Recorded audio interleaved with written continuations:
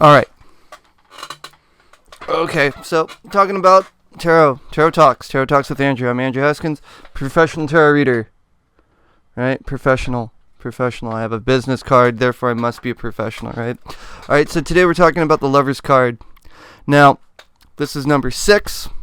6 is the number of man. Why is the number of man 6? Is because we're made of carbon, and carbon's number 6 on the periodic table. All right, moving on. Okay, so as we all know, the story of the Fool. The Fool's the only card. So finally, after we've met all of our most of the characters, right? We can now marry them in the Lover's card. This is the first alchemical card in the deck, and you can see it has plenty of alchemical imagery.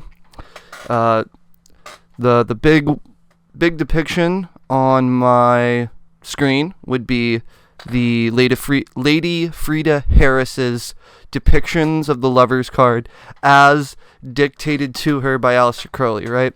So you got the red lion, the white eagle, the egg girt with a serpent, the two lovers being married by the hermit, right? The angel above representing God, and it's also Cupid's arrow, right? So the Hebrew letter for this card is Zain, and the astrological association is Gemini. Gemini, because there's two, right? The twins.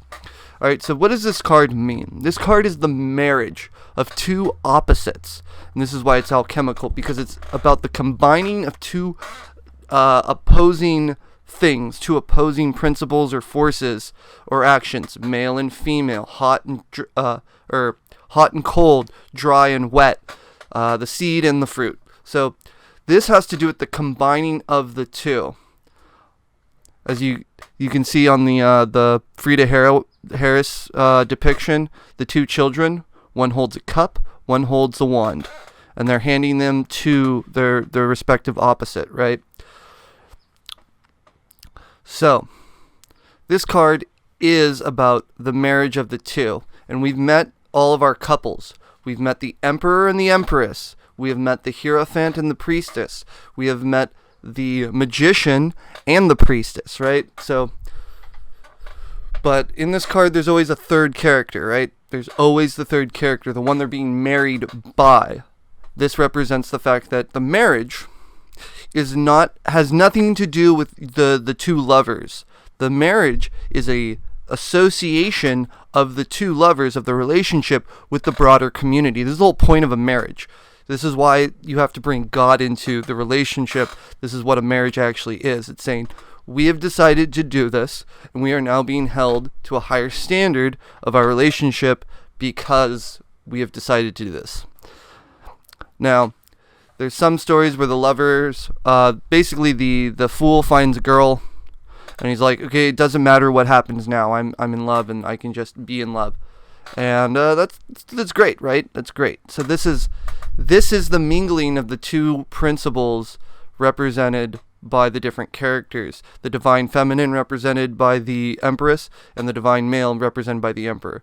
The exoteric religion represented by the Hierophant, and the esoteric religion represented by the High Priestess. The conscious manipulation of the world of the Magician, and the receptiveness of the High Priestess. And so that's what this card is. It's the mingling of the two principles, of two different principles. As you can see in some of the depictions, we got the male and the female underneath the angel. Again, angel representing the actual, sort of prime mover, or the ultimate sort of thing that we use as God as a placeholder for. And yeah, so this is where, in this card, this is where you combine two different things, where you combine them together, right? You're not mingling the two principles. You're not swapping out the different facets or different purposes. You're just putting them together, and you're marrying those two things together. All right. Yeah. So why is it Zain and Gemini? Well, Zain means sword. the mind is depicted as a sword, or at least the intellect, because you use it to cut things and to dissect things. But it's also a projective force, and so Gemini is all about the mind. It's all about the wit. It's all about the words. So the sword and Gemini, they're together, right? Yeah. So this card, it's what every alchemical card, and we'll find this as we approach every other alchemical card. The alchemical cards are really hard to pinpoint down, because they are more of like an action. They're like a chemical reaction. They're not like the chemicals themselves.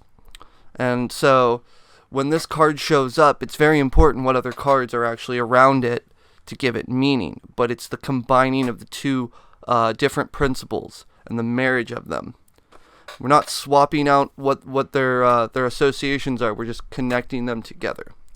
And that's this card. All right.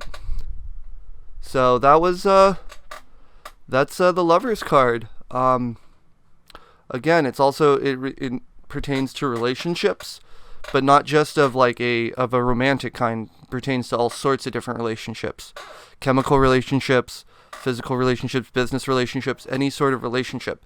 This is what this card means. It's the establishment of a relationship, and then basically making that solid, making that connection solid and solidifying it. All right. I thought I had more to say about this card, but it's very, very hard to depict. But okay, let's talk about some of the symbolism, I guess, and I'll give you some of this. So it's always depicted. There's always the male force. There's always the female force. There's a burning tree, and there's a tree full of fruit, right? And as you can see in the Rider-Waite deck, just below me, right here, right? So you can see it's Adam and Eve in the garden. The burning tree is after they get kicked out, but then there's the serpent and the fruit, right? So this is the yin yang, right? A yin yang would be a great depiction of this card and a way to understand it, removing the sexual connotations of it. But again, this is the card. This is its meaning.